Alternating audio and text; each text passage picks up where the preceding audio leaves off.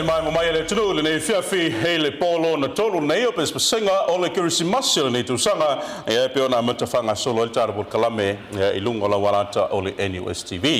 Le fiafi nei le ola fa fiai ia le vaenga o soenga o mtau fa soifo maloloina mesfoi ia o soenga fa sai nisi le ola la tu fa fiai foi ia awa ia le tatu por kalame la songa tau la se ia fatalo fatu fo ni vaenga le fiafi tatu Pesepesega o le vaenga le o te mai tau o te ia toi tau ia e lua sa fa inga ia lo ia ia o le sa fa inga fa sai nisi ma sa fa inga fa ta soifo o le ala te vai atu o le sa fa inga le ki fia i le ki sa fa inga fa sai nisi por sa fa inga nu o ura sa fa inga o tau la se Wai au kau la sea i le whatawhainga o soifo maloloina. Tau soifo maloloina.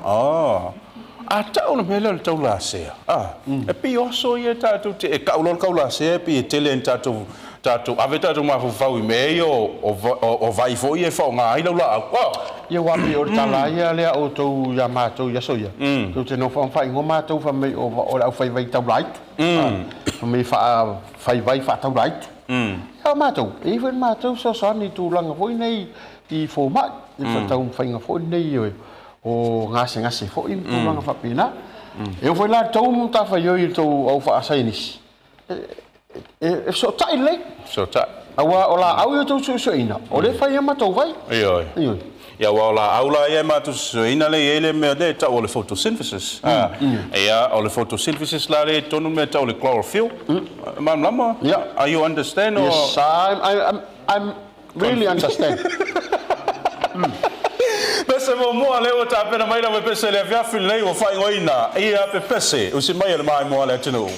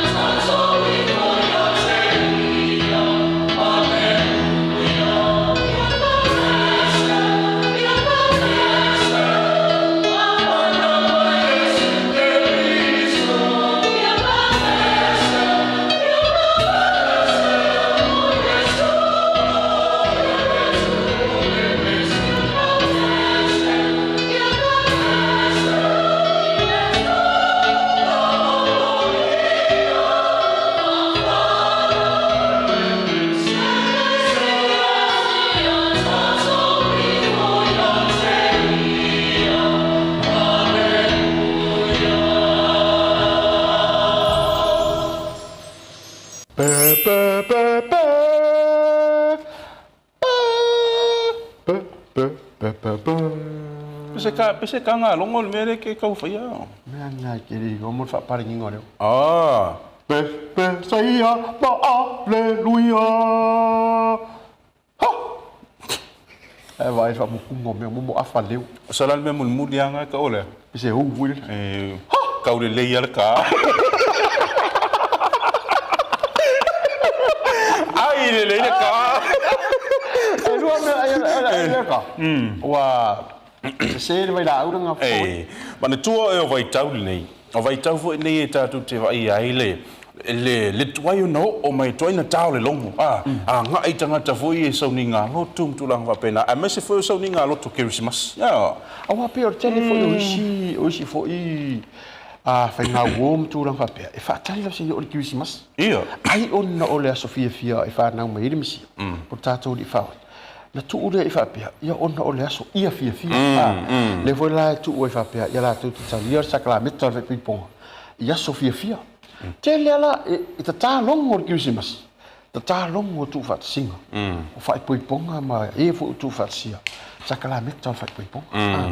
Ia ai, tā foi longo. Mo i la tu o lo o angai. Sa ili le men whanau o tātou li whawa. A o e fo o lo o angai. O feni fare long me tania i lato. Me tā fwoi le longo mantua i e le upasa mo fwoi leo le tā longo ma se whau. Ia tā fwoi la longo fwoi le tau longo ma ia tātou. Ia e pe ona, ia i fwoi ia le tātou ia savalinga. Ava ai mai fwoi le, ava ai mai fwoi, ia mesela ia, me ei o lau whali mo kaka e whemea. Eva ai mai lau a makan kau sasi lau alu. Ia eu mai oi. Eu mai. Pape nā fwoi la, kuso le ka kinga inga e ka kalonga kui ngai ka uso ia ko mengi ma Chris. Ai pi ke le nga cool le line out. E wa o mera le o le kule mo le line out fwoi le.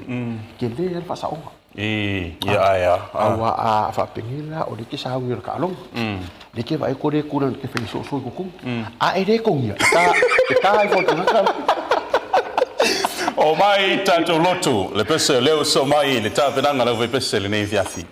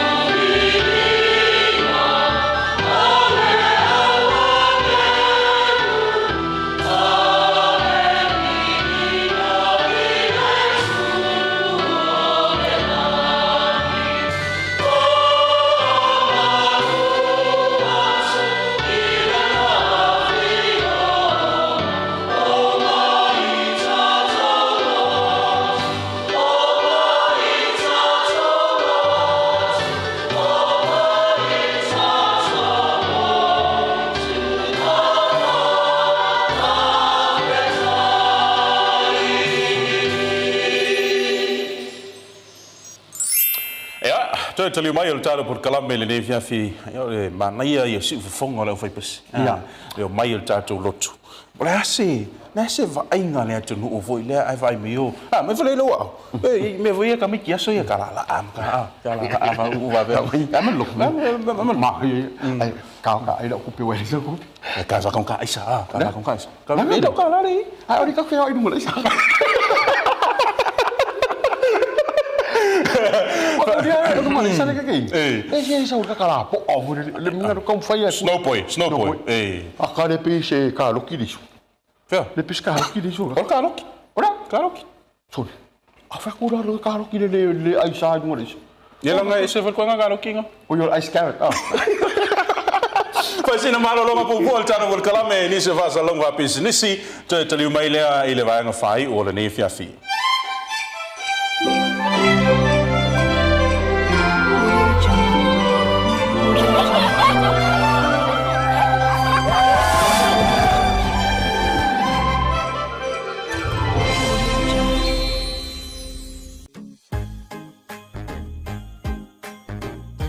O aso fia ua la tamai, pesepesega o viiviiga o le loto faafetai, tatou faamanatu faatasi le aso soifua o lo tatou matai.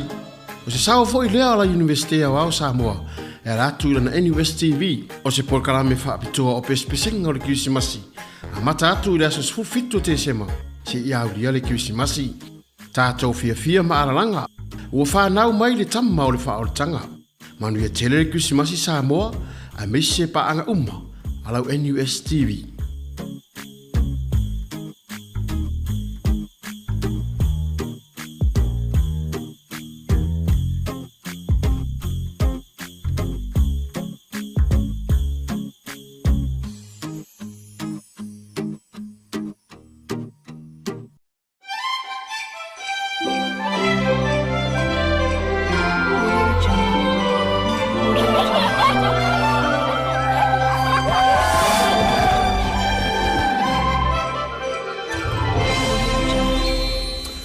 Tele mai o tara por kalame le nei foi fiafi ia i lona vaenga fai o pe ona iai ia le sau fainga o suenga fa so fo maloloina mas foi le sau fainga o mata upu fa sai nisi tono tata Universite Auao Samoa pe ona le mali falo ia ma fu fautu langa vo le sai le e tau la sea pe o le winga lo fo mtalanga foi le o soia e la vea lor ka mai ki foi le vai atu le mai le tu la velo le se vai ngolo tino tama di velanga is e mua kapale makua ale o le fui singa ia o le la ka ungo le sila o le makerika la fole ngola o le ngafe mai Mo le makalaf e fa pe vo mo ala ka fa ngol au le wale e o sa fa se ni sima o fese fu marale e mai lo le makalaf ka uria la mai ai awala ke ka uri mo na ngol me e fa ro ngol la au ka uro ngo alola me makalaf. So mi pure le hide and seek your eyes. Ya isi foi o tangata ia so ia tele no te fa longo e fa ngali la au le ta o le fa o povito. Ya o a mi sera tu no foi o le mu. Tai tu sal fa o povi mar tu no foi le ofi. La o ofi le sulu a mi foi le.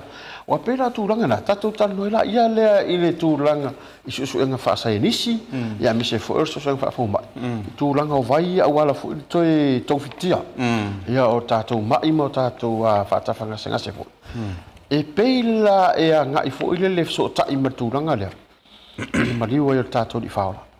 Pe o mele na soifua mai. Ina ia tong yola e tatu sala.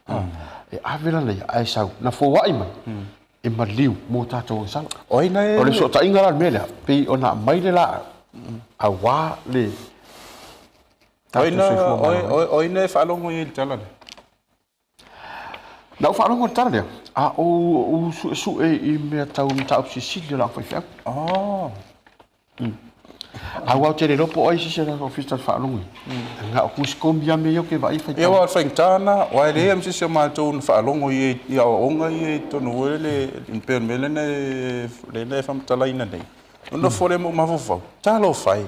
O lea ua o whaamtala i natu. Ai o te wa ai atu. E te le whaafafonga mai. Whaingta. Pia ma e oli te a ele whaarango mai.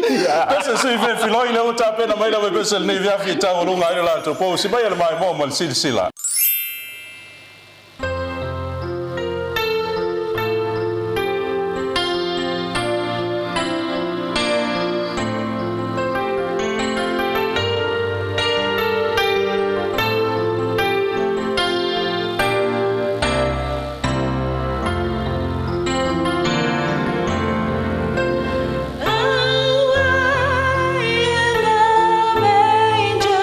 No grip for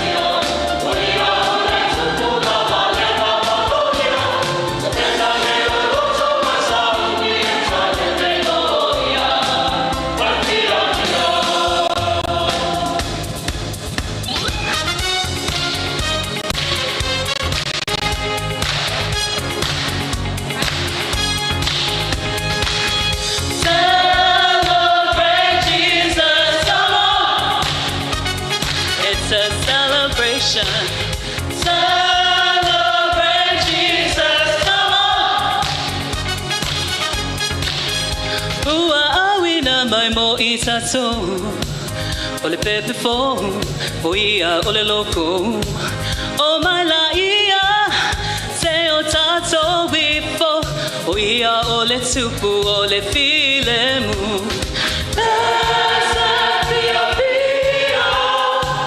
O mai la ia, se o tatou bifo.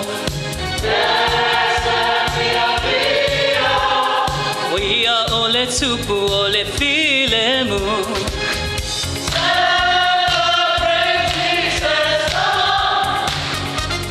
It's the birth of Jesus. Celebrate Jesus, come on. Ua awina mai mo I tatou. Ole pepe fo, o ia ole loko. O mai la ia, se o tatou bifo. O ia ole tupu, ole filemu.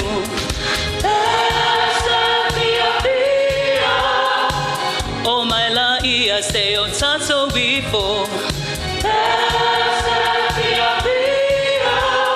O ia ole tupu, ole filemu. Celebrate Jesus, come on. Celebrate Jesus, come on.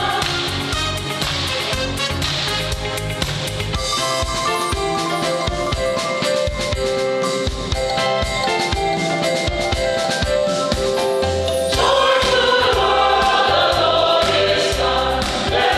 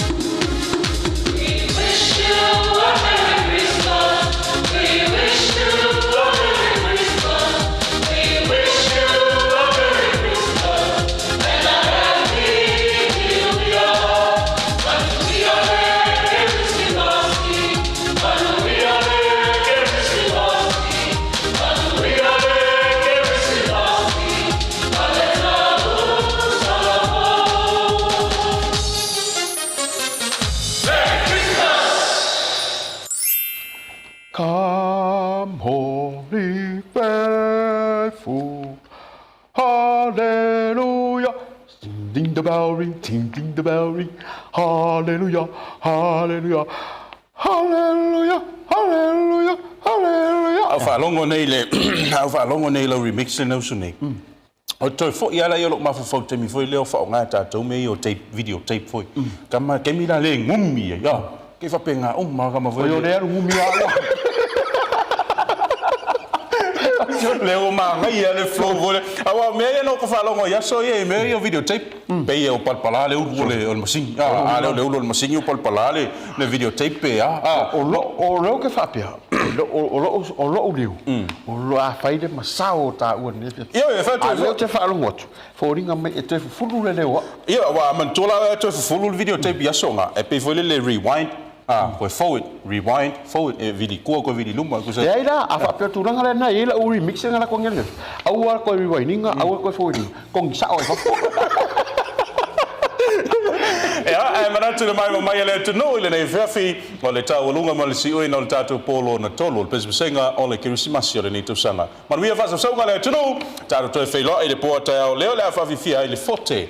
Ja, man le vaenga so fainga fa tu funganga.